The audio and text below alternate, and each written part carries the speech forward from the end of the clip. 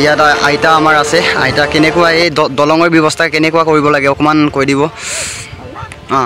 এই দলঙৰ ব্যৱস্থাটো আপোনালোকে চৰকাৰখন সোনকালে কৰি দিয়ে দলংখন ব্যৱস্থাটো বেয়া হৈছে আপুনি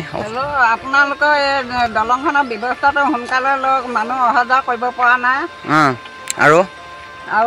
এই এনেকুৱা ৰাস্তাত মানে মেইন ৰাস্তা হয় এইটো মেইন ৰাস্তা দলংখন আপোনালোকে অতি সোনকালে ভাল কৰি দিয়ক আৰু চৰকাৰক আমি কৈছোঁ কাৰণে ভোটটোৰ কাৰণে দিছোঁ আমাৰ হেৰিখনৰ ভোটটো দিয়াহে আপোনালোকে আমাক সহায় কৰিব লাগে সোনকালে কৰি দিব যেন কৰি দিব লাগে হ'ব নমস্কাৰ অসমবাসী ৰাইজ আমি গুণাচুতিবাসীৰ অঞ্চলৰ আমি জনসাধাৰণ আৰু বিশেষকৈ আমি ছাত্ৰ আজি আমাৰ এক্সাম আছে BA ছেকেণ্ড চেমৰ বা বহুত ফ'ৰ্থ চেমৰো আছে বহুতখিনি তাৰপিছত বিশেষকৈ আমি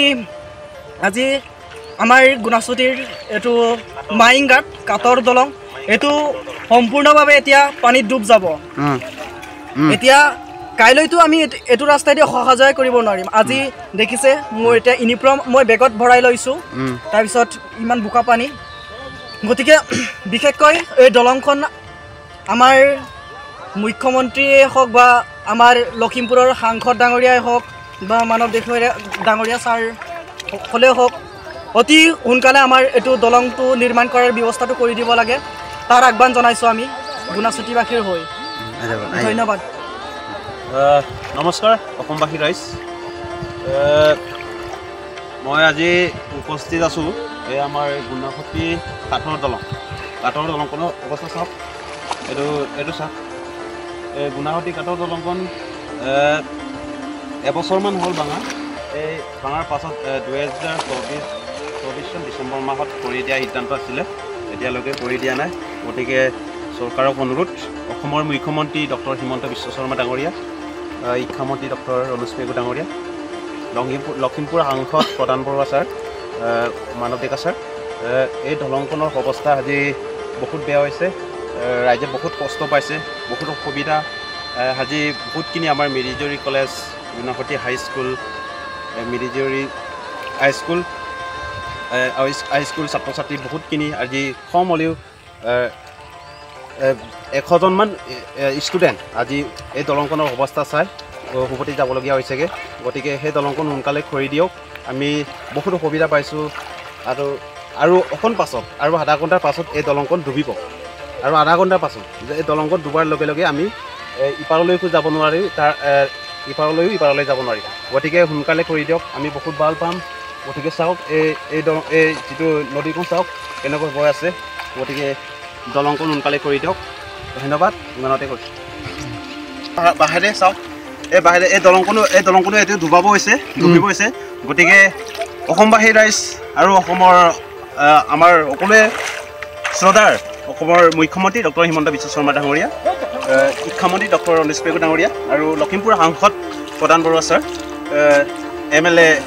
মানৱ ডেকা ছাৰ এই দলংখন সোনকালে আমাক কৰি দিয়ক আজি মই ঢকুৱা প্ৰথমে যাওঁতে ইমান পানী নাছিল এতিয়া উভতি আহোঁতে চাইছোঁ চাওক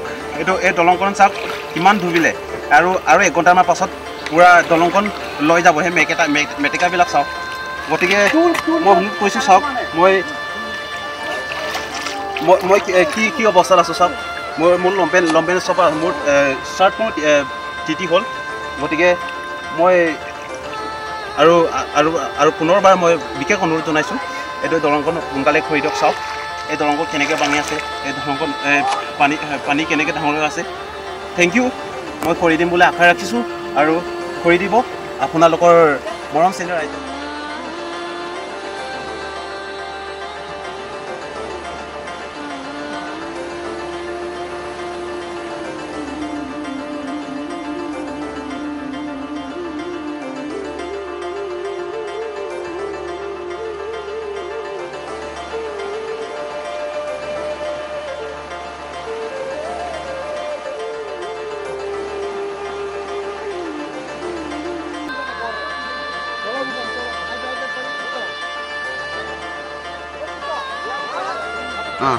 এই দলঙৰ ব্যৱস্থাটো আপোনালোকে চৰকাৰখন সোনকালে কৰি দিয়ে দলংখন ব্যৱস্থাটো বেয়া হৈছে